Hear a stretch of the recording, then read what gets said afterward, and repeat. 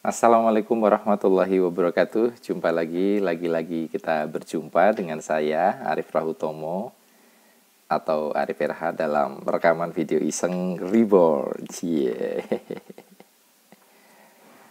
Ya, teman-teman semua, pada kesempatan kali ini saya mau berbagi tentang menghimpun saldo untuk materialisasi. Menghimpun saldo untuk materialisasi.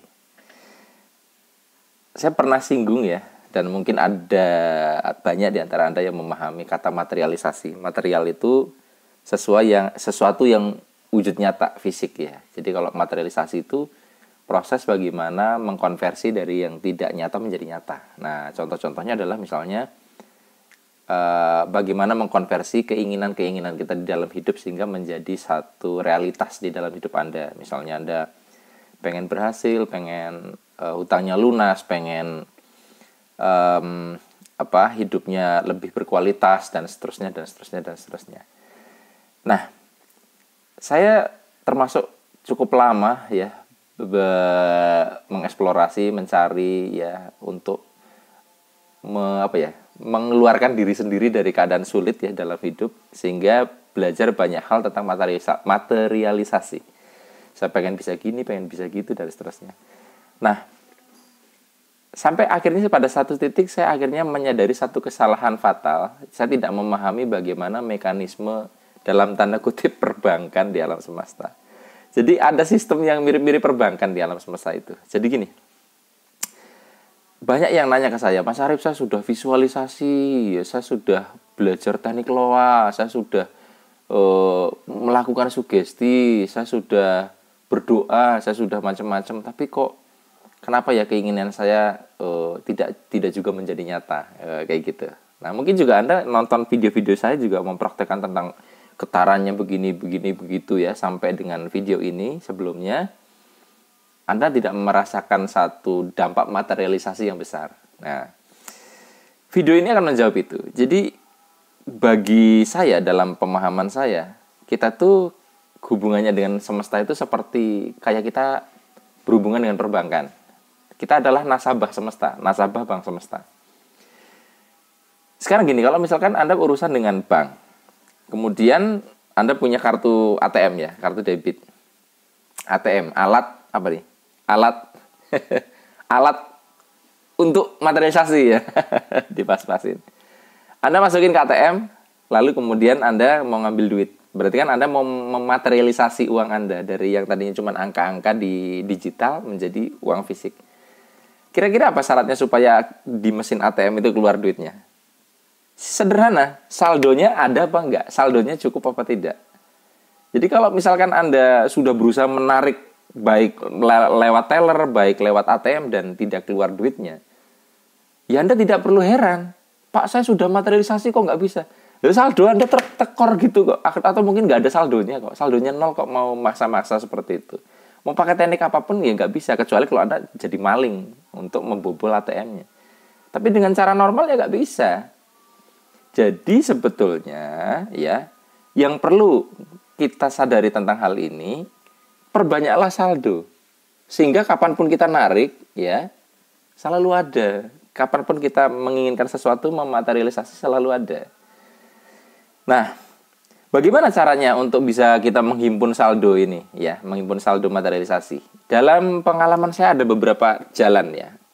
Mungkin ada banyak, tapi yang saya bahas di sini cuma 3 ya, karena waktu juga. Yang pertama adalah memperbanyak rasa syukur. Ya, rasa syukur adalah ya Anda sering mengakses rasa terima kasih atas apa yang sudah Anda terima selama ini. Logikanya sederhana, ketika ada orang yang kalau kita kasih berterima kasih sama kita, terima kasih ya Mas gitu loh. Kita ada rasa untuk apa ya? Untuk memberi lagi itu lebih senang gitu loh dibandingkan orang yang tidak tahu terima kasih. Nah, banyak orang itu terlalu memperbesar rasa inginnya ya. Tiap akhir tahun bikin resolusi, tetapi tidak membuat daftar syukur yang lebih panjang tentang apa yang sudah disyukuri pada tahun yang sudah berlalu.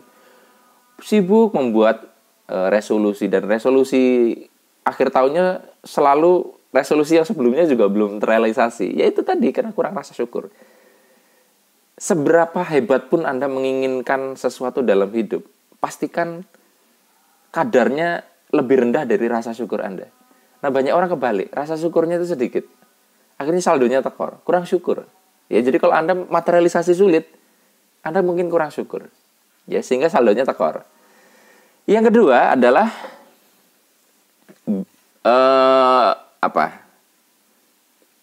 berbuat baik. Ya.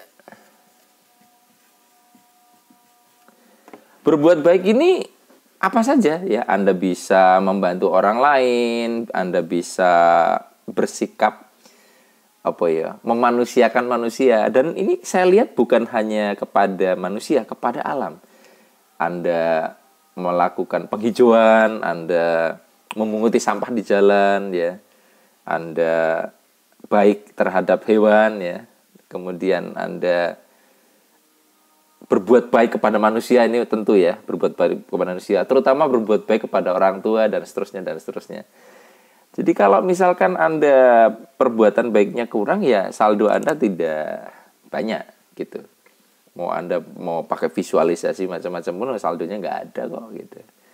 Oke, kemudian yang ketiga adalah sebenarnya masih nyambung dengan berbuat baik ini, tapi lebih spesifik, yaitu berbagi. Ya, berbuat baik mungkin masih terlalu luas ya. Berbagi ini adalah ya misalnya bersedekah ya. Anda bersedekah itu membagikan apa yang Anda miliki ya. Dan tidak harus bersedekah itu dalam konteks yang luas itu adalah tidak harus uang ya. Misalnya saya lah, ini yang saya lakukan ini kan sebenarnya bersedekah, berbagi ilmu. Kemudian Anda bersedekah senyum, wah itu kan. Anda bersedekah harta gitu loh. Jangan mentang-mentang senyum itu sedekah terus Anda jadi pelit, tidak berbagi harta dan seterusnya dan seterusnya. Nah, bagi Anda yang sedang hidupnya sulit, ini bagian tersulitnya sebenarnya nomor 3 ya. Ketika Anda bersedekah dalam keadaan uang Anda sudah berlebih nggak masalah, tetapi Anda diharapkan punya mentalitas berbagi pada saat Anda untuk diri sendiri aja susah. Ini paradoksnya gitu ya. Kita lagi kurang tuh malah kuncinya berbagi.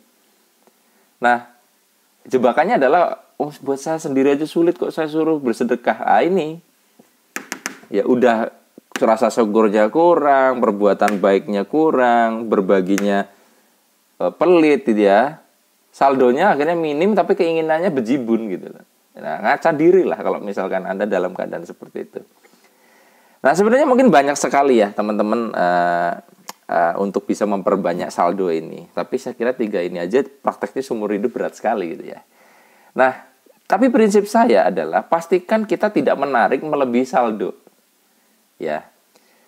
Karena kalau misalkan kartu debit jelas nggak bisa. Tapi kalau Anda punya kartu kredit, ya statusnya Anda kelihatannya bisa mematerialisasi uang dari ATM. Tapi Anda akan membayarnya suatu saat. Jadi bisa juga mungkin kredit kepada semesta, tapi saya nggak tahu apakah bunganya juga mengerikan nanti ya. Nah, jadi saya lebih membahas bagaimana kita itu menggunakan kartu debit ATM semesta saja ya.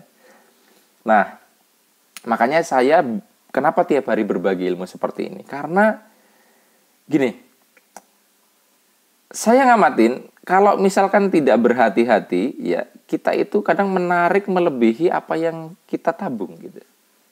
Tekor.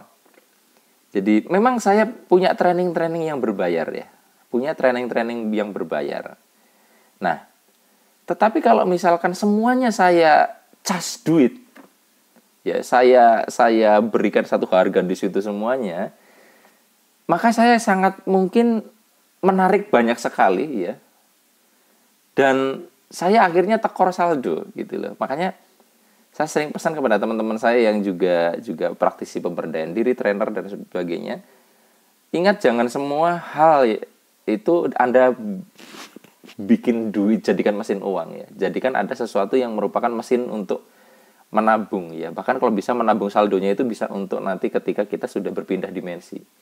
Bisa untuk generasi selanjutnya dan seterusnya. Kayak gitu ya. Nah, jadi teman-teman semua, monggo Anda evaluasi